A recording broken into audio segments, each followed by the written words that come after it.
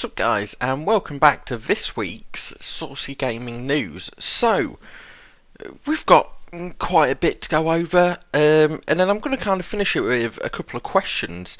So, to start off with, Call of Duty Black Ops Cold War, which has to be probably some of the worst naming I've seen, it got a reveal trailer, like a full-on reveal. It looked like there was little bits of gameplay in there, a bit of campaign gameplay, and we're going to get a multiplayer reveal fairly soon, so it's something to certainly look forward to, and that'll be links in the description, so you can all go check out the trailer. I'm just hoping it's a return to form for Call of Duty. I loved Call of Duty Modern Warfare, the 2019 one, but just something about it didn't quite feel right at times. It felt, I don't know, like the skill-based matchmaking was so heavy at times, it wasn't classic COD, so I'm hoping this Black Ops, because I always prefer Black Ops, can really do something good for the series, but we'll have to wait and see. Some touch-on points were that you can now fully customise your character in the campaign. I'm just hoping that by doing that they haven't reduced the campaign to like 5 hours. I hope it is a full-fledged campaign. Yeah, it looks good. It looks like there's some cool bits in there, but we'll have to wait and see, I suppose, for that one. There's also a Resident Evil TV series in the works, or a Netflix show, I should say. I believe 8 episodes have been kind of ordered or set. I've seen the Resident Evil films. I don't know what's going on in them. I don't know what's going on in half the games because the story's so convoluted, but I'm excited. We've all seen what we did with The Witcher, and that was one of my favourite series of all time. Also, Castlevania did really well. I'm sure a couple of others here and there. I'm just hoping it's good. I'm hoping they put actual time into it and don't just rush it out for the name's sake. Again, we'll have to wait and see. Haven't got any more information on it at the minute though. Apparently it's starting to get sort of filmed and everything, but we'll have to wait and see. And then on from there, and the last bit of news I'm actually going to talk about before I kind of discuss and answer a few questions is Gamescom. It happened still. It was all a kind of online thing. I'm just going to go over a couple of reveals and sort of info that I found most interesting. So, Doom Eternal is getting more single player content, which is great. It looks like more Doom Eternal. It's a great game. If you've not played it, I mean, it's going on sale as it is anyway. I believe it was like 15-20 quid the other day.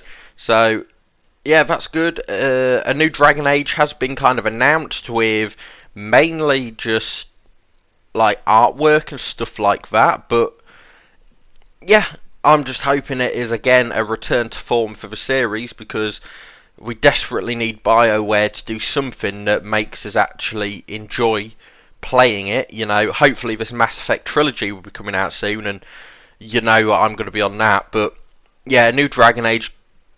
Look, Dragon Age 1 and 2 were probably my favourite RPG games of all time. Like, I played through all of them, every possible character type, like 10 times. Absolutely loved them, so hopefully it's going to be good. Then Lego Star Wars got another trailer of a Skywalker Saga, or whatever they're calling it. It has been pushed back to 2021. It was meant to be releasing this year. I understand why, obviously COVID and everything. Nothing wrong there. It looks amazing. I never thought I'd be as excited for a Star Wars Lego game, but I absolutely love Lego games, especially the Lego Star Wars series. They always do something kind of cutesy and really fun with that. So, yeah, hopefully when it comes out, it's going to be as massive as it's made out to be. I'm really looking forward to that, though. Probably one of my most anticipated games. And then, lastly, was new Ratchet and Clank gameplay. And, again, Ratchet and Clank is one of them series that, if you haven't played, why haven't you played it? It's amazing. Every single game is just a smash hit. It was just more gameplay. It was like a 6-minute gameplay reveal thing. It looked really good. Again, they're trying to show off the fact that there's no loading screens, and that's great. It looks really good, like I say. And then to kind of go in for the next sort of few minutes, I'm going to talk about, and I've labelled it on my notes here, why haven't we seen a release price for next gen yet? And should games go up in price? Look, it's, as everyone knows, the reason it hasn't been released is because one or the other of the big companies, PlayStation and Xbox, or Sony and Microsoft, I should say, neither of them released it yet. I guarantee if Xbox released a price saying, look, we're going to do it for 500, PlayStation would try and sneak in there and say, you know what, let's crunch the numbers. Yeah, we're going to do it for 450. Just an example, because you want to be, if you can, the cheaper and ultimately better console. It makes sense. So that is mainly why I saw a few people talking about on Reddit. That is why. However, it's getting so close to release date, one of them are going to have to crack eventually and come out and say it. But at this point in time, I believe anywhere between 400 and 600 would be the sort of price, which, look, it seems steep, okay? And this has happened before. I believe for PS3, it came out at 600. Everyone was like, whoa, that's quite expensive. And I think it's different now, though. I think that just the leap in gaming now, I think £600 would be a lot less a punch in someone's face, because people spend £1,000 on the phone nowadays, you know. And I don't know, I would rather it be 400, 500 tops. I think 600 would be pushing it, but I could see that happening.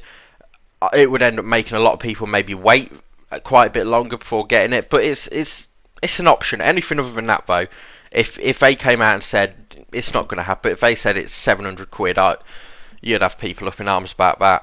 And then, should games go up in price? No, it's another one. Obviously, with NBA or whatever it is, was rumoured to be coming out at like 70, 80 quid on the next gen. I just looked at that and I thought, why? It doesn't cost you any more money to print onto a game disc. You know, it's obviously the discs are going to be new in some slight way and all that, but it's not going to cost you an extra £10 per game sort of writing onto the disc, is it? It's just another way to grab money, really. I think £60 as it is steep for a game. It's a lot of money, especially when you consider what you buy a game, you can play it day in, day out for a week, and you finish that game, and that's done. That's £60. Then if you try and sell that on, for example, that you're going to get 40 quid back at most. So you're losing 20 quid each game. So you got to think about it like that. And then the kind of last couple of bits we'll talk about are the games I'm most excited for on next gen. And I'm just going to kind of read some off and talk about how I feel and why I'm excited. So, Ratchet and Clank, for one. When the 2016, I could be wrong there, but when that Ratchet and Clank kind of reboot thing came out, I platinumed it within like a few days. It was an amazing game. It ran surprisingly well for how much was going on screen, and this new one looks like just more Ratchet and Clank, which you can't argue with. You know, the fact that there's no loading screens,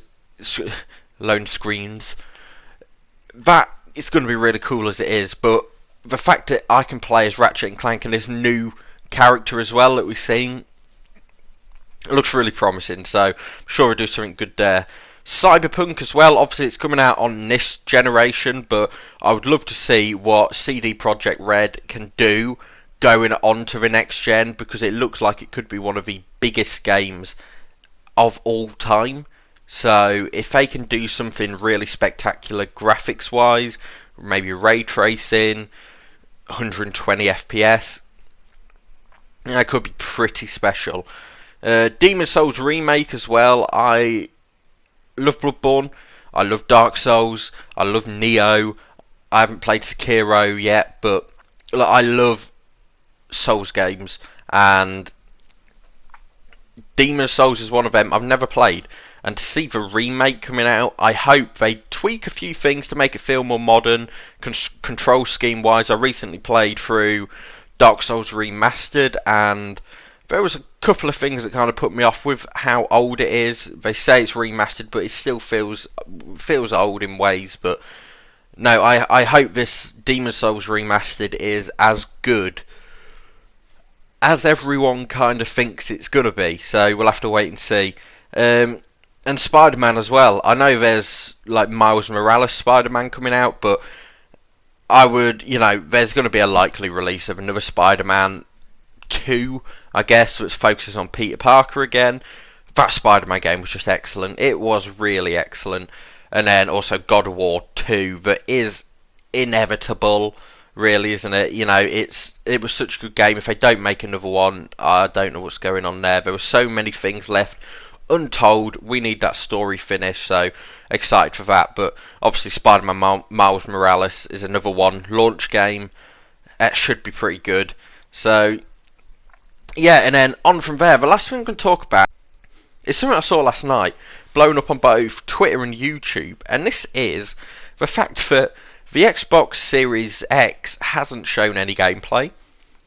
And a lot of you are probably thinking, no, I'm pretty sure I've seen some gameplay, Halo wasn't shot on an actual Xbox Series X, it was on a PC. And Spawn Wave, actually, go on YouTube, type of Spawn Wave, is a kind of big gaming news guy.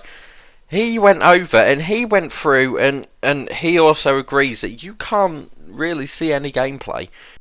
But then you got to think about it like this: why aren't they showing any gameplay on the world's most powerful console? PlayStation have. They've shown Ratchet and Clank, they've shown this, they've shown that. Everything they have plastered right in the bottom of the screen, captured on PS5, and it just doesn't make sense. Like, if you're a company and you've got Halo, for example, your only trump card, really. No one else, and look, I'm sorry again, Xbox fans, no one else cares about the other IPs you have, because they're not interesting, they're not entertaining enough. Other than Halo, you could say Gears of War, but that series has gone down in a lot of people's books as not very good anymore. So you've got Halo, amazing game, amazing series in general. 99% of your Halo content is excellent. And you go, right, got Halo, the least you could do is show 5 minutes. I mean, it was like a 10-15 minute trailer gameplay thing, and they showed it on PC. Are you telling me you can't get it to run on an Xbox for 15 minutes? Like, even if you have to just crunch something together, even if you have to be like, right, look, we're going to force this bad boy to run, just do it so people can go, right, we've seen something on Xbox, but you haven't. You've done it on PC. You haven't shown anything on Xbox. They've had stuff where it's like representative of what it will look like on an Xbox, and that's like, what? What a load of rubbish. Representative?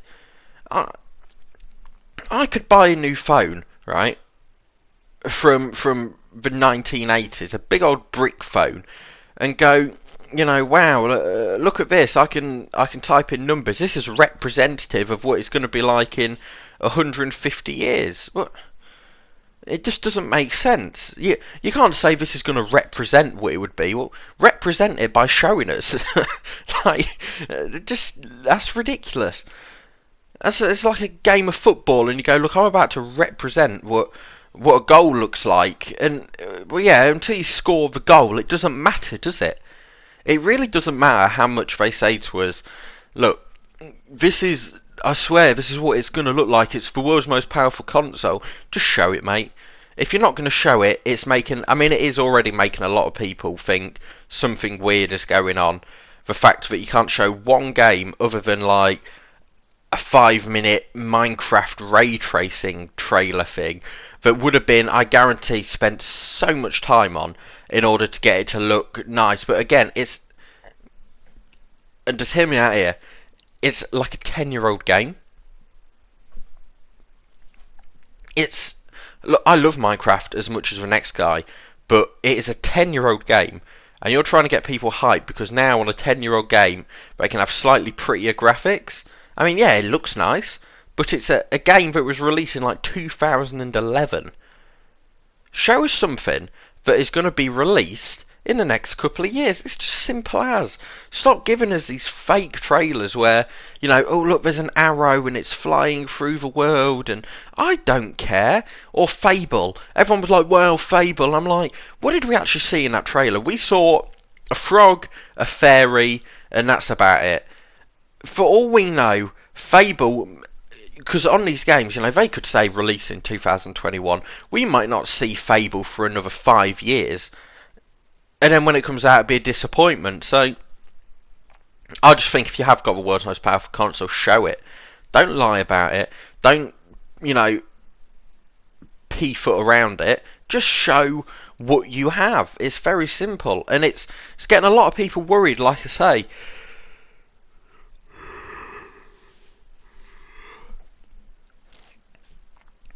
And it's getting a lot of people worried, like I say, because they reckon it's so powerful. And already, polls and stuff on Twitter, it looks like 90 to 95% of people are going to be buying a PS5. It looks like most of the games that are going to be half decent are coming on the PS5. It looks like, price-wise, it could be going to the PS5. Design-wise, it's gone to the PS5. It's just features and everything as well. PS5. I am a PlayStation fanboy. I say this every time. It's a little disclaimer, I guess, but I'm PlayStation through and through because PlayStation has always been a step above. Other than the PlayStation 3, I'd probably say the Xbox 360 had the edge there a little bit. But other than that, PlayStation has always smashed Xbox away. And now for Xbox to change their marketing strategy to, we don't actually want to sell more. And it's like, what? I said this last week, it doesn't make sense. Of course you want to sell more.